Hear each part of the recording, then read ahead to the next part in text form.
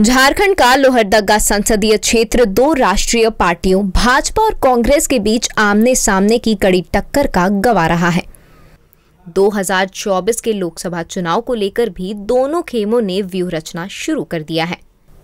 भाजपा के सुदर्शन भगत इस सीट पर जीत की हैट्रिक लगा चुके हैं, लेकिन पार्टी चौथी बार भी उन्हें यहां मैदान में उतारेगी, इस पर संशय है।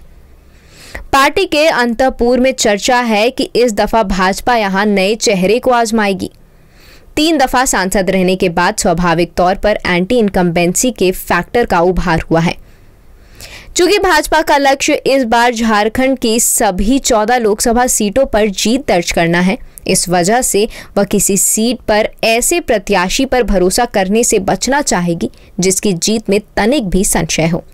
सुदर्शन भगत ने वर्ष 2009, 2014 और 2019 में इस सीट पर जीत तो दर्ज की, लेकिन हर बार उनकी जीत में मतों का फासला बमुश्किल 10,000 के आसपास रहा। भगत संघ परिवार से जुड़े रहे हैं, लेकिन 3 टर्म की सांसदी में उनके हिस्से की उपलब्धियां बेहद कम हैं। वह केंद्र में जनजातीय मामलों के राज्य मंत्री भी रह चुके हैं, लेकिन लोहरदगा संसदीय क्षेत्र में विकास की कोई ऐसी लकीर नहीं खींच पाए जिसे याद रखा जा सके। हाँ, सुदर्शन भगत की खासियत ये है कि वे सौम्य छवि के हैं, विवादों से दूर रहते हैं और जनता के बीच रहते हैं। उम्र का पैमाना भी उनके पक्ष में है क्योंकि वे केवल 54 साल के हैं। लेकिन यह भी सच है कि क्षेत्र में उनके खिलाफ एंटी इनकम्बेंसी का फैक्टर बन चुका है। ऐसे में पार्टी उनके विकल्पों पर विचार कर रही है। भाजपा के पास इस लोकसभा सीट के लिए सुदर्शन भगत के विकल्प के तौर पर पूर्व आईपीएस डॉक्टर अरुण उरांव का नाम प्रमुखता के साथ सामने आ रहा है। उन्होंने आईपीएस की नौकरी से वॉलंटरी रिटायरमेंट ली थी और 2014 के लोकसभा चुनाव से पहले प्रदेश भाजपा में शामिल हुए थे। वह लोहरदगा सीट से टिकट की प्रत्याशा में पार्टी में आए थे, लेकिन उन्हें निराशा हाथ लगी थी। बाद में कुछ वक्त के लिए वह कांग्रेस में चले गए थे। वहां संगठनात्मक स्तर पर उनके काम की चर्चा भी हुई, लेकिन जल्द ही कांग्रेस से उनका मोह भंग हुआ और वे वापस भाजपा में आ गए। पार्टी ने उनकी क्षमता और दक्षता को देखते हुए भाजपा एसटी मोर्चा के राष्ट्रीय उपाध्यक्ष का दायित्व भी सौंपा था। वर्तमान में वे कोल इंडिया लिमिटेड के स्वतंत्र निदेशक हैं, साथ ही असम एसटी मोर्चा के सह प्रभारी की जिम्मेवारी संभाल रहे हैं। छत्तीसगढ़ में हो रहे विधानसभा चुनाव में भी रणनीति बनाने में उनकी भूमिका रही है। उनके पिता बंदी उरांव झारखंड के बड़े नेता रहे हैं। स्वर्गीय कार्तिक उरांव, जो झारखंड में आदिवासियों के शीर्ष नेताओं में से एक रहे, उनके ससुर रहे हैं और 2 बार इस सीट से सांसद रह चुके हैं। डॉक्टर अरुण उरांव की खासियत यह है कि वे लॉजिकली अपनी बातें रखते हैं। अपने बूते उन्होंने राज्य में गरीब बच्चों की शिक्षा का आंदोलन खड़ा किया है। बेहतर प्रशासनिक अनुभवों से लैस है और जिताऊ उम्मीदवार हैं। उनके पिता और ससुर की मजबूत राजनीतिक विरासत भी उनके साथ है। लोहरदगा सीट के लिए भाजपा में आशा लकड़ा भी एक मजबूत दावेदार मानी जा रही है। रांची की मेयर के तौर पर उनकी पहचान और प्रभाव का दायरा बढ़ा। कार्यकर्ता के रूप में काम करके उन्होंने भाजपा का राष्ट्रीय सचिव बनने तक का सफर तय किया। केंद्रीय नेतृत्व में भी उनकी अच्छी पकड़ है और उनकी पृष्ठभूमि भी संघ की रही है।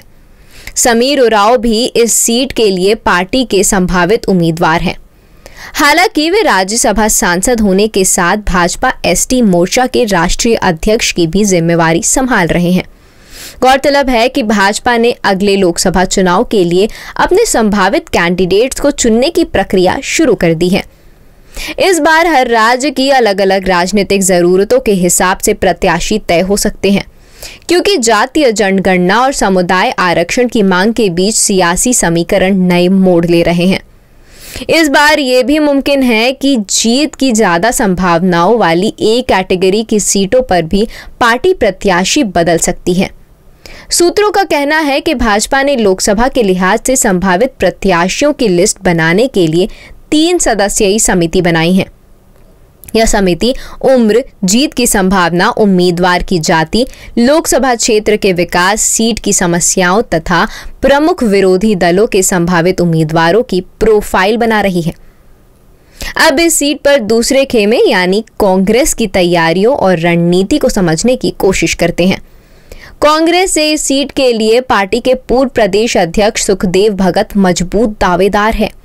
हालांकि झारखंड सरकार ने मंत्री डॉक्टर रामेश्वर उरांव और राज्यसभा सांसद धीरज साहू का विरोध उन्हें झेलना पड़ सकता है। धीरज साहू की लोहरदग्गा की राजनीति में मजबूत पकड़ है और बीती दफा डॉक्टर रामेश्वर उरांव की लोहरदग्गा विधानसभा चुनाव में जीत सुनिश्चित करने में उनकी भूमिका मानी जाती है। डॉक्टर रामेश्वर उरांव भी इस सीट से मजबूत दावेदार हैं। वे एक दफा इस सीट से जीत दर्ज कर सांसद भी बन चुके हैं। कांग्रेस के प्रदेश अध्यक्ष भी रहे हैं। इसके अलावा वे सोनिया गांधी के भी करीबी और विश्वास पात्र नेता माने जाते हैं। इसका भी फायदा उन्हें हो सकता है। झारखंड के पूर्व मंत्री और मांडर के पूर्व विधायक बंधु तिर्की की भी इस सीट पर निगाह है। आय से अधिक संपत्ति मामले में दोषी करार दिए जाने के बाद 6 साल तक चुनाव न लड़ने की अयोग्यता उनकी राह में सबसे बड़ी बाधा है, पर उन्होंने मामले में कोर्ट का दरवाजा खटखटाया है। कोर्ट से इस मामले में राहत की उम्मीद को लेकर वे लोहरदग्गा में सक्रिय हैं। बताते चले कि लोहरदग्गा संसदीय क्षेत्र अनुसूचित जनजाति के सदस्यों के लिए आरक्षित है। इस सीट के दायरे में झारखंड के 3 जिले लोहरदग्गा, रांची और गुमला आते हैं। विधानसभाओं की बात करें तो इस संसदीय क्षेत्र के अंदर Lohardaga ST, Gumla ST, Bishunpur ST, Sisai ST और मंदार एसटी विधानसभा सीटें आती हैं। खास बात यह है कि एक भी सीट पर बीजेपी का कब्जा नहीं है। हालांकि लोकसभा सीट पर मुख्य लड़ाई बीजेपी और कांग्रेस के बीच ही देखने को मिलती है। 1957 में इस सीट पर पहली बार वोट डाले गए और झारखंड पार्टी के इग्नेश बेग को पहला सांसद बनने का मौका मिला। 1962 के चुनाव में स्वतंत्र पार्टी के डेविड मुंजनी सांसद चुने। 1967 और 1971 में कांग्रेस से कार्तिक उरांव ने जीत दर्ज की। 1977 में भारतीय लोक दल के लालू उरांव ने बाजी मारी। 1980 में कांग्रेस के कार्तिक उरांव ने फिर वापसी की। 1984 और 1989 में उनकी पत्नी सुमति उरांव सांसद बनी।